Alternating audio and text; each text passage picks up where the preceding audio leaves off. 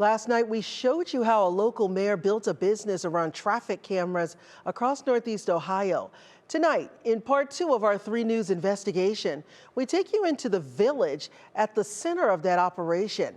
3 News Investigates reporter Peter Fleischer reveals how much money is changing hands, who refuses to discuss the operation, and one police chief's assessment of how it's worked.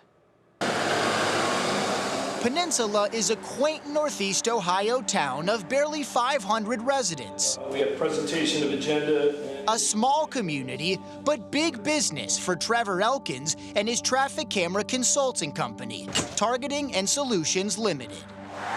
Peninsula is one of several contracts that Elkins has, paying him 40% of every speeding ticket captured by cameras he helps maintain. I am trying to do what's a good balance for the municipality, but still make sure that the program operates the way it needs to. I have the equipment I need to run the program, things like that. The numbers vary.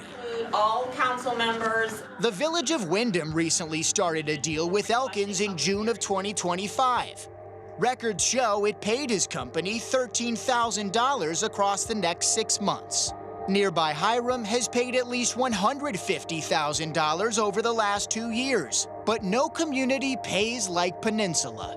More than $1 million to Targeting over the last 3 years, according to town records. This group effort isn't just about... I reached out to Peninsula Mayor Dan Schneider several times for more information on how the system works. Mayor Schneider, do you have a couple of minutes to talk about the village's traffic camera system? No, I don't. If you have any questions, you contact Target Solutions. That's who I hire. When I showed up for a village council meeting, after calling his office in advance, Schneider was angry and declined to answer questions. I'm just asking how the system works, sir. That's all I'm asking. Know. You asked I don't. If it works, great. I just want to hear that from the mayor of the village. That's all. It works. Data paints an inconclusive picture. According to the Ohio State Highway Patrol, Peninsula Police responded to more crashes in 2025 than they had in any year over the last 5 years. But Elkins says numbers can be misleading. Simply slowing people down in the event there is an accident or there is a collision, just the slower speed alone improves outcomes and safety. I reached out to every elected official that I could confirm is in business with Elkins.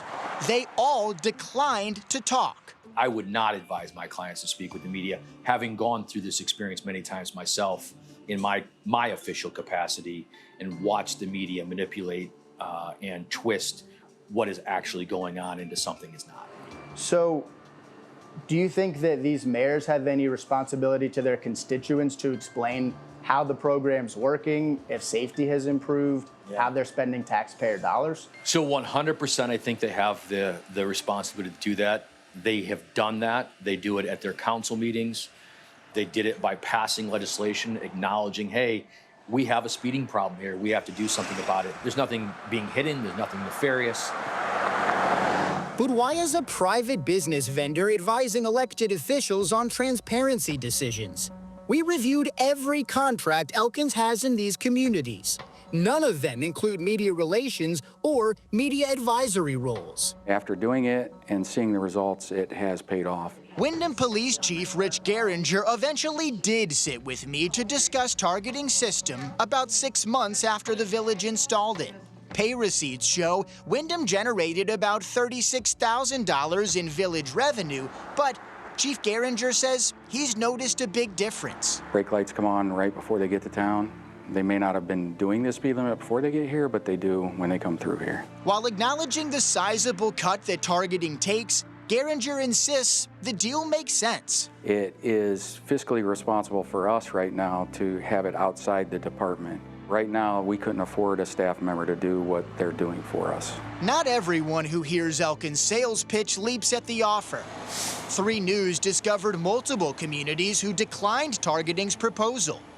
Newton Falls officials had several questions before going in another direction. It's not about safety, it's just a money grab. It's Big Brother watching you. Like, I struggle with that, I really do. And I see the cash, and I'd love to have that cash.